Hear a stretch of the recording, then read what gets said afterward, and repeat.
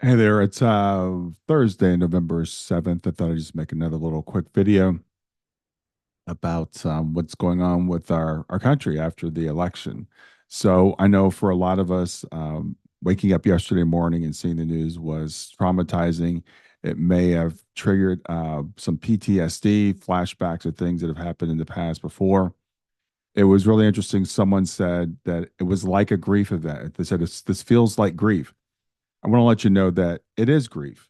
Grief is when we have an unexpected outcome, when the future is not the way we expected it to be, when the present is not the way we expected it to be.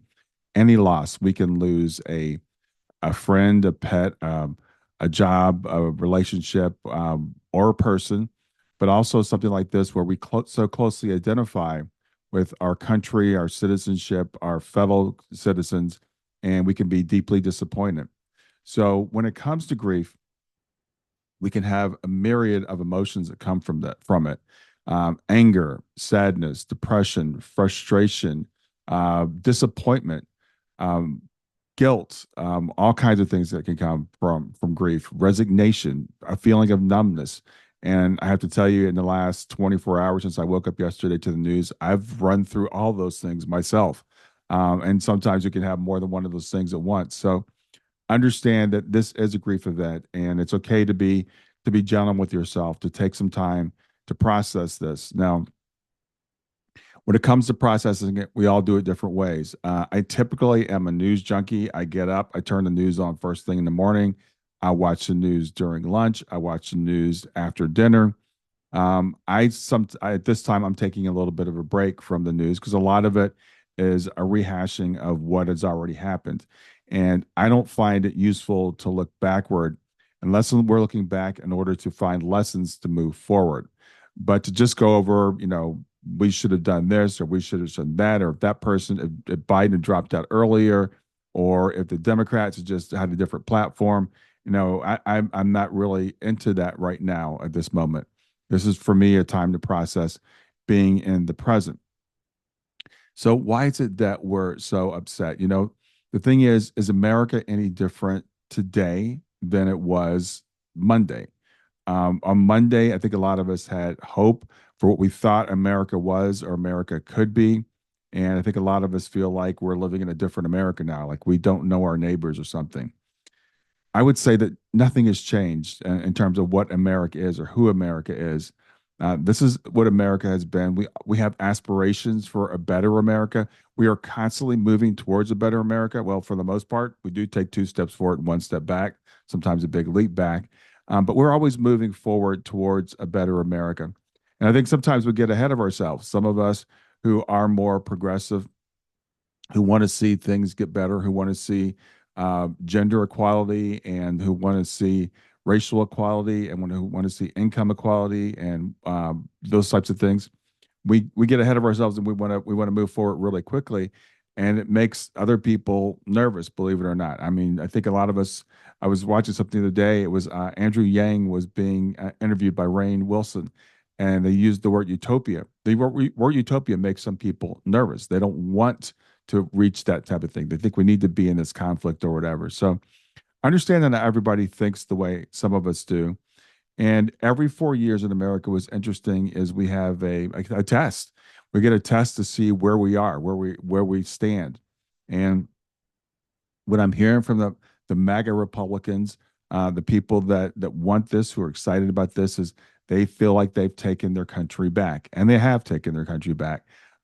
They have taken all the levers of power. We might as well admit that that's what it is.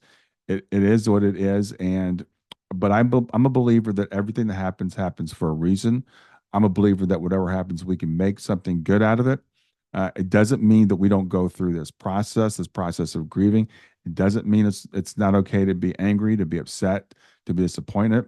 It was kind of interesting last night. My friend Claudia put on a pop up mediumship demonstration, and typically when I post something, I get a little bit of interest, but immediately several people rushed in because they wanted to connect with spirit. They wanted to feel in community last night, and we had a really great time. We didn't talk politics, but we had a great time just sharing the energy and the love of being in spirit and understanding who we are as human beings, and being with people that have like-minded beliefs. So I encourage you as we go forward to be in community, to commiserate with others, to grieve, to process.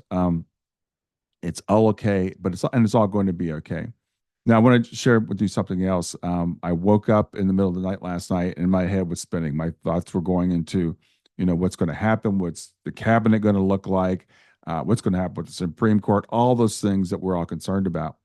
But as I caught myself doing this, I'm like, okay, you're in bed right now. There's nothing you can do about any of this. This is not doing you any good. So you might as well go to sleep. But when you tell your mind to stop spinning, or you tell your mind to stop thinking something, it's like saying, don't think about a pink elephant. First thing that pops into your mind, of course, is a pink elephant. So I have a technique that I used, and I used it last night. It was very effective, and I want to share it with you. So it's based on meditation. So what I do is I start counting my breaths, and I will just breathe in and say 1,000, and breathe out.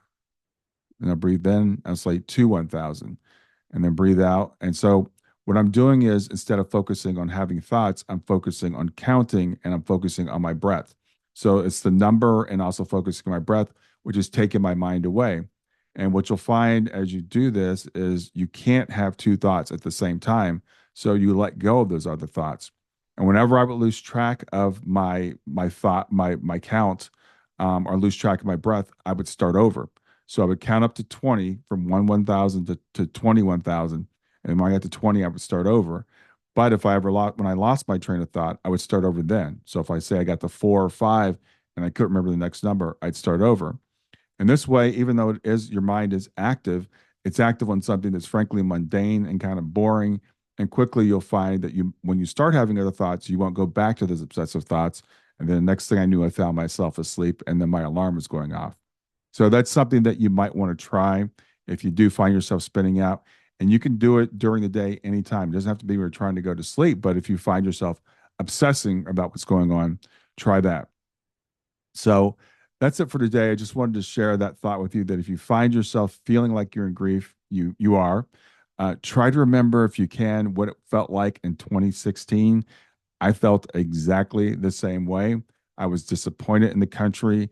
I thought this is going to be a disaster. We catastrophize. I catastrophize, and and I find myself now looking back, and while it wasn't what I would like for it to have been, it wasn't as bad as I thought that it might be. Man, my wife was listening to a podcast the other day, and they said 85% of what we imagine doesn't happen. I think it's actually probably even a higher percentage.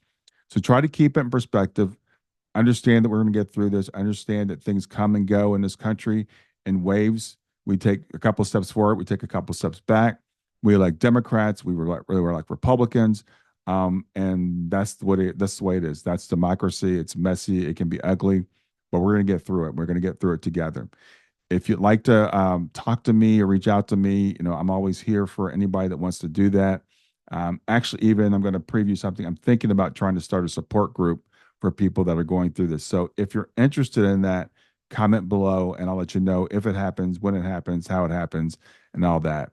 Uh, Peace to you, and have a good one.